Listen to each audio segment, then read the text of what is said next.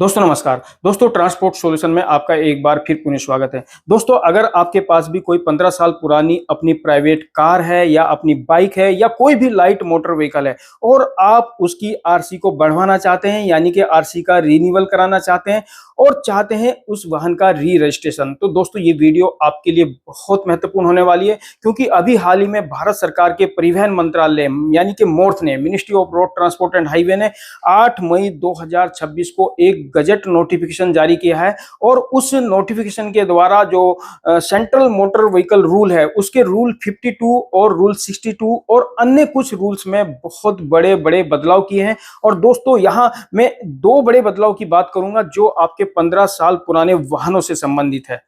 दोस्तों एंड तक इस वीडियो में बने रहिए। बहुत ही आसान भाषा में, सरल भाषा में मैं यहां आपको निचोड़ बताने वाला हूं कि इन दोनों बड़े बदलाव का निचोड़ क्या है, निष्कर्ष क्या है।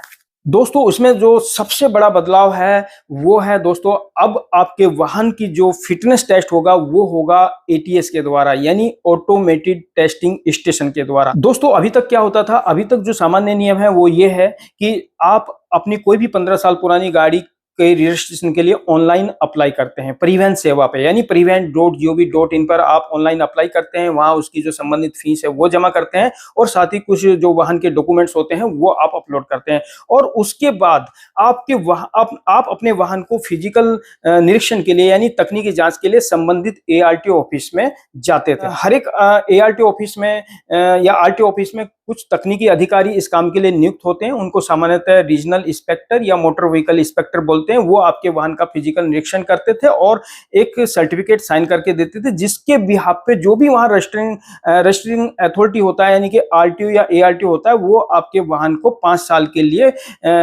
फिटनेस दे देता था यानी आरसी को रिन्यूअल कर देता था। ये सामान्य प्रक्रिया अब तक थी, लेकिन अब यहां पर ही बहुत बड़ा परिवर्तन हुआ है।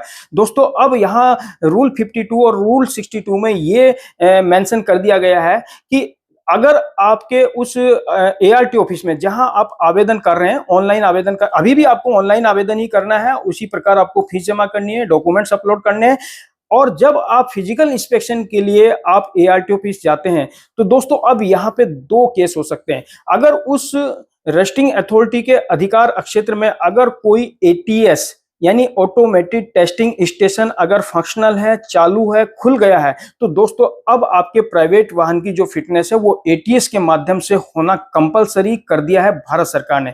अभी तक वो रीजनल इंस्पेक्टर या संबंधित अधिकारी फिटनेस देते थे और वो बहुत आसान प्रक्रिया थी, सामान्य चीजें चेक करते थे, दे देते, लेकिन अब यहाँ कंप्यूटराइज मशीनों से आपके वाहन का फिजिकल निरीक्षण होगा, जांच होगी। यहाँ पे आपके वाहन का जो ब्रेक है, गियर है और उसका जो इंजन है, जो एग्जॉस्ट एमिशन है, जो भी बहुत सारी चीजें होगी, एक सब कंप्यूटराइज मशीनों के द्वारा चेक होगी।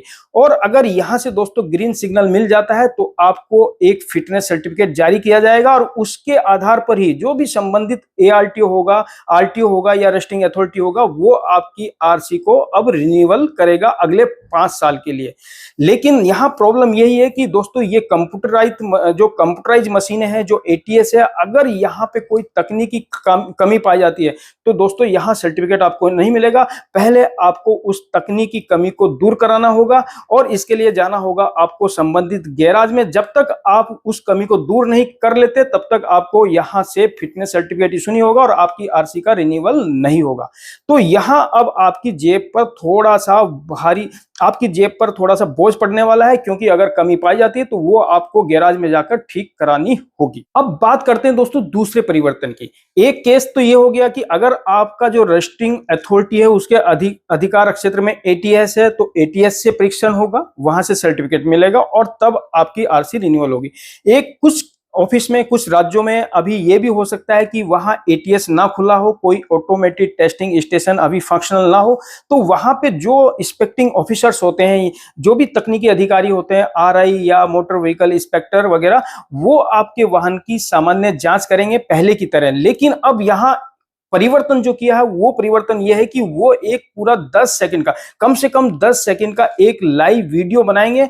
और दोस्तों ये जो वीडियो होगा ये कोई साधारण वीडियो नहीं होगा, ये जियो टैग्ड वीडियो होगा। इसमें जो भी परीक्षण होगा उसका डेट, उसका टाइम और उसकी लोकेशन ऑटोमेटिकली लॉक हो जाएगा और इस वीडियो को दोस्तों भारत सरकार द्वारा बनाए गए एक मोबाइल ऐप, एक ऑफिशियल मोबाइल ऐप है जो भारत सरकार ने डेवलप की है, उसी के द्वारा उस वीडियो को बनाया जाएगा। उसके बाद संबंधित जो भी रजिस्ट्रिंग अथॉरिटी होगा, ARTO या RTO, उसके आधार पर आपके वाहन को 5 साल के लिए रिन्यूअल कर देगा, यानी आपकी RC का 5 साल का री रजिस्ट्रेशन हो जाएगा। दोस्तों अगर सीधे शब्दों में कहें तो दोस्तों अब आपकी गाड़ी अगर 100% फिट होगी तो उसी को फिटनेस सर्टिफिकेट इश्यू होगा, यानी कि सड़क पर वही गाड़ी चलेगी जो तकनीकी रूप से 100% फिट होगी। तो दोस्तों आपकी 15 साल पुरानी गाड़ी के फिटनेस टेस्ट और RC के रिन्यूअल से संबंधित ये 2 बड़े महत्वपूर्ण भारत सरकार ने किए हैं।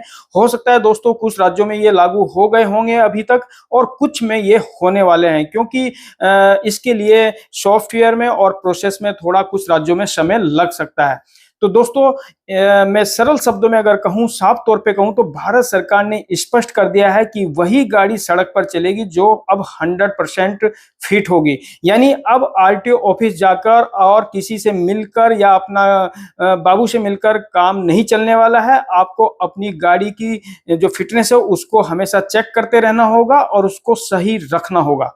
ATS के माध्यम से, और जो वीडियो 10 सेकंड की जो जियो टैग वीडियो का जो नियम है, इससे थोड़ा प्रोसेस थोड़ा मुश्किल हो गया होगा। आपको हो सकता है थोड़ा सा प्रॉब्लम हो और थोड़ा सा आपकी जेब पर बोझ भी पड़े, लेकिन दोस्तों इससे भारत सरकार का मंतव्य साफ है कि रोड सेफ्टी को बढ़ावा देना और ट्रांसपेरेंसी को बनाए रखना या ट्रांसपेरेंसी को विकसित करना। तो दोस्तों ये दोनों नए नियम आपको कैसे लगे? इससे रोड सेफ्टी बढ़ेगी, पारदर्शिता बढ़ेगी या आम जनता को परेशानी होगी? नीचे कमेंट करके जरूर बताएं।